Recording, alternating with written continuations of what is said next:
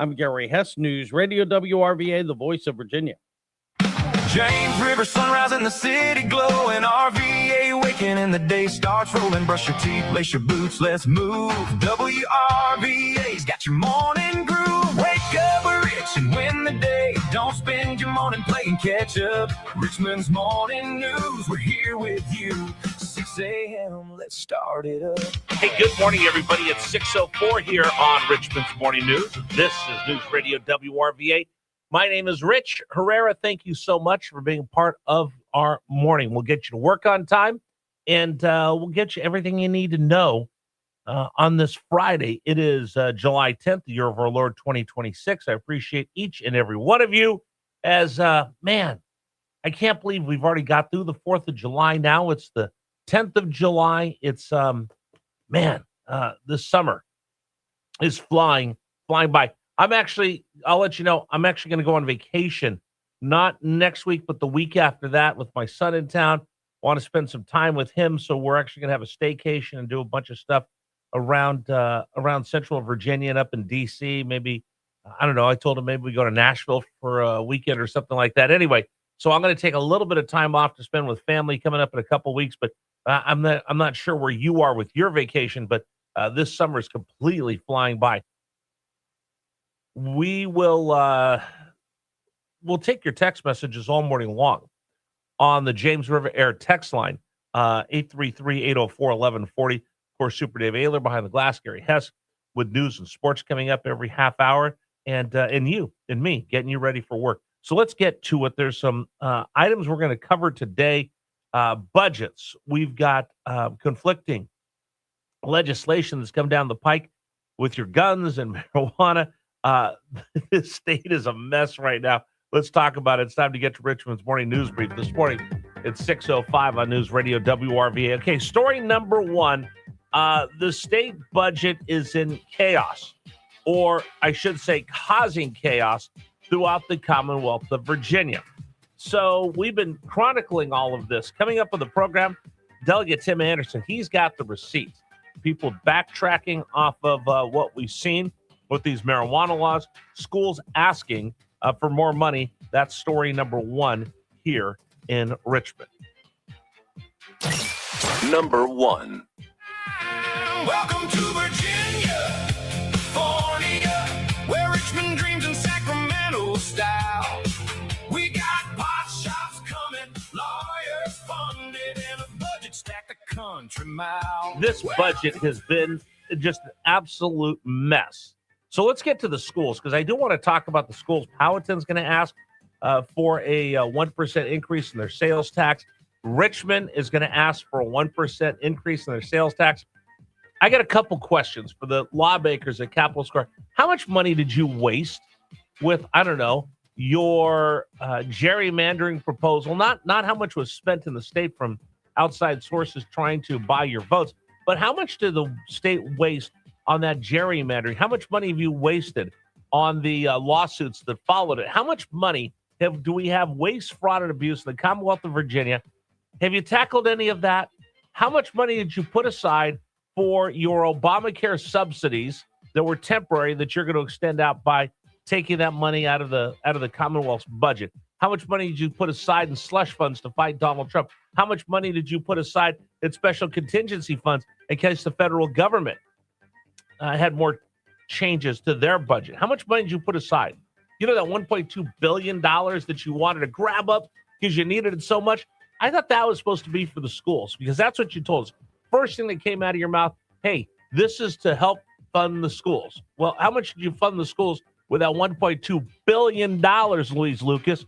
Because the way I see it, you didn't. If I'm going to have my sales tax increase by 1%, you failed in the General Assembly.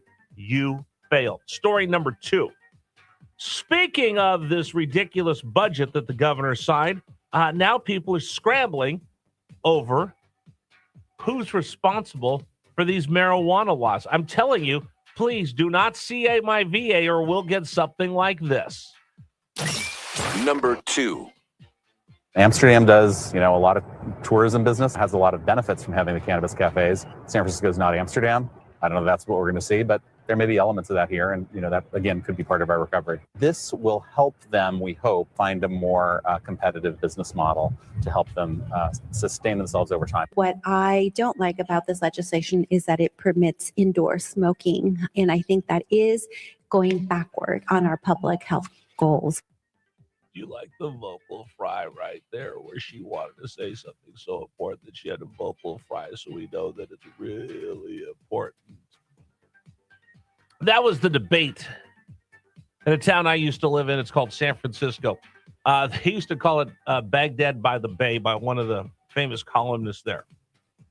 Whatever starts in California, I keep telling you, whether it's the paying for your plastic bags or marijuana use, will start in California, and then for whatever reason, that virus makes its way everywhere else around the country, including here now to Virginia. And I'm seeing this. They started with, it's okay, we'll have retail pot shops and people can smoke wherever they want. We're not going to have strict pot laws. And now they're going to have actual Amsterdam red light district cannabis cafes in San Francisco. Yeah, we'll probably get them here next week, the way things are going here in the Commonwealth of Virginia. Right now, though, people are backpedaling. Oh, no, it wasn't me. The VPS said, no, we're going to enforce all the laws. Oh, no, the people that wrote these lousy laws that have been put into the budget. No, it wasn't us that said everybody can use marijuana and drive where you want. No, it wasn't us. We're going to get to the bottom of this. Tim Anderson, member of the House of Delegates, joins us coming up 7:33 today. What's really going on? We'll ask him. You don't want to miss it today on Richmond's Morning News. All right, story number 3. People talking right now. Why did Donald Trump fly in one version of Air Force One and fly out in another version of Air Force One? Well, there was a threat from Iran. Here's the latest of what's going on this morning with Iran and U.S. and continued hostilities. Number 3. The president gave peace a chance, but all bets now are apparently off. 90 Iranian military targets struck by U.S. forces in response to Iran striking 3 U.S. ships in the Strait of Hormuz. Now, the Pentagon confirms that U.S. forces have now struck more than 170 Iranian targets. The U.S. knocking out air defense systems, missile and drone storage sites, naval capabilities, and coastal surveillance, just to name a few, to go along with military logistics and infrastructure as well. And now the president says the regime is begging him to return to the negotiating table. All right, that's the latest. Now, the big kerfuffle was, that big Qatari Air Force One new paint job that the president had. He flew into Turkey on it. He flew out on an older Air Force One. Why? Well, it turns out that Iran has a fresh threat to assassinate the president of the United States. A lot of people, what? Well, of course. What do you think is going to go on? You're in a kinetic war. You're firing at them. The U.S. took out the Ayatollah. The Iranians are going to want to respond back the other way. I think people kind of look at this in many ways like a video game. Like, well, people just respond. No, this is actual war. People are fighting. People are dying. Maybe this is a wake-up call for the American people. They do mean to do us harm. They do mean to do us harm. They do mean to do us harm. All right. Story number 4. CNBC says Virginia is a great place for business. Number 4. All right. CNBC came out with their annual poll of, hey, where's a great place to do business in Virginia, near the top of the rankings. But if that's the case, why is it we saw Boeing leave, and every time I turn around, I see another company moving to Tennessee or Texas or Florida? Are we really open for business? We'll talk with Governor George Allen for our weekly conversation coming up at 8:30. Is Virginia really open for business? I don't see a lot of companies moving into the Commonwealth. Do you? We'll talk about that coming up here on Richmond's Morning News. And finally, the World Cup. Super Dave, I know you're excited today to watch whoever's playing in the World Cup because the U.S. isn't playing anymore, so I don't care. Yes, I'm over the hill excited about whoever's playing today. Yeah, exactly. I'm so excited. I don't know who's playing. Yeah, you're delirious with World Cup fever, right? Once it gets to the championship round or whatever, then I might pick it up again. But I don't think they have a championship round. Well, the finals. They have a knockout round. No, final. And then they have a quarterfinal. Then they have a semifinal, and then they have a final. Then Make sure I call get it the right. championship. There's a lot that the goes World in. Championship of Soccer of FIFA. Dave, If you know, you No, know. I don't know. No, if you know, you know. That brings us to story number 5. What happens when a soccer ball gets kicked into the stands? That's our 5th story this morning. Number 5. All right, there's some international side eye towards Americans, Super Dave, at this World Cup. So when you're at a baseball game and the ball goes into the stands, what happens? You get to keep it. And what do you do with it? You show everybody, whoa, I caught a foul ball, right? Unless it's for the other team, then you throw it back. Well, that's if you're in Chicago. As you should throw it back. No. Anything from the Cubs should be thrown back No, on the, give to it the to field. a little kid.